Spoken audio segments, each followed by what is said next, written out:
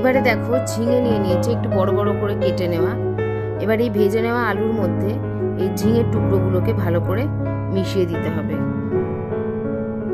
দেখো ঝিঙেটাকে ভাজা আলুর সাথে ভালোভাবে মিশিয়ে নিতে হবে।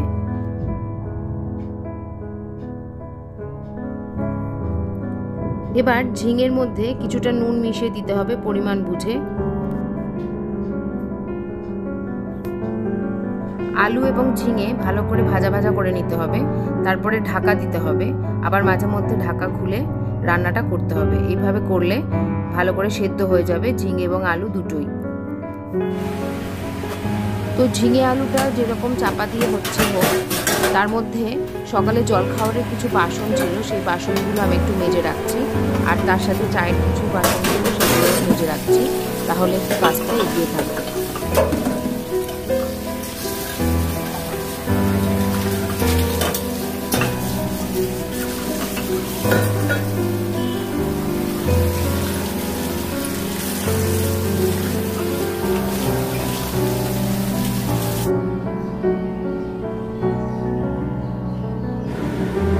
এবার ঢাকনা খুলে দেখে নেব ঝিঙে আলু কতটা সেদ্ধ হলো।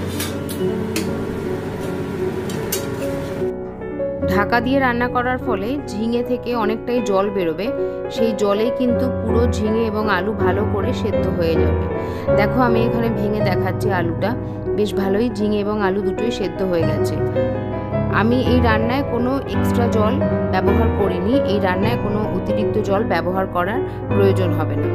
এরপরে পোস্ত বেটে রাখা আছে, সেই পোস্ত বাটাটা এই ঝিঙে আলুর মধ্যে দিয়ে দিতে হবে।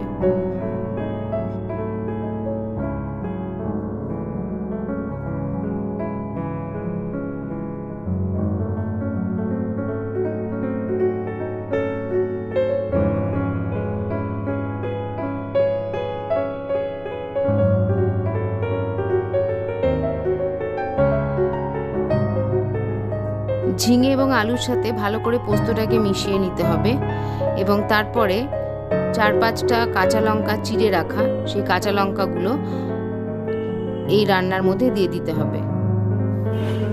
সামান্য একটু চিনি এই তরকারিতে এবার মিশিয়ে দিতে হবে। এই তরকারি একটু মিষ্টি মিষ্টি খেতেই ভালো লাগে, তাই সামান্য একটু চিনি মেশালেই হবে।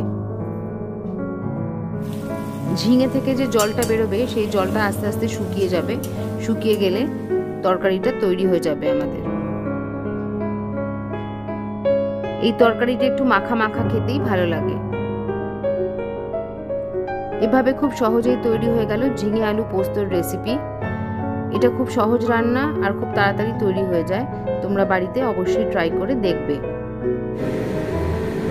এবার বোতলে জল ভরার কাজটা বাকি রয়েছে, সেই কাজটা আমি করে নিচ্ছি। অ্যাকোয়াগার্ড থেকে বোতলগুলোতে জল ভরে রাখছি। এই 4টে বোতল আপাতত খালি আছে, এই 4টে বোতলেই জল আমি ভরছি।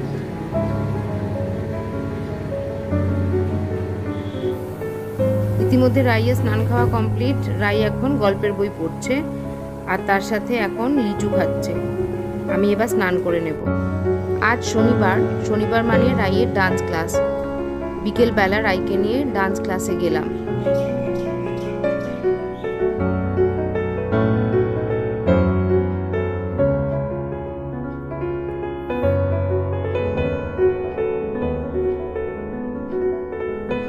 ডান্স ক্লাসে বাচ্চারা কি সুন্দর ডান্স করছে, ওদের দেখলে মনে হয় আবার ছোট হয়ে যায়।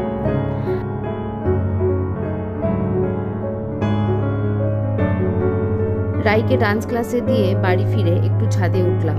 বিকেল বেলা এই সময় ছাদের পরিবেশটা খুব সুন্দর লাগে।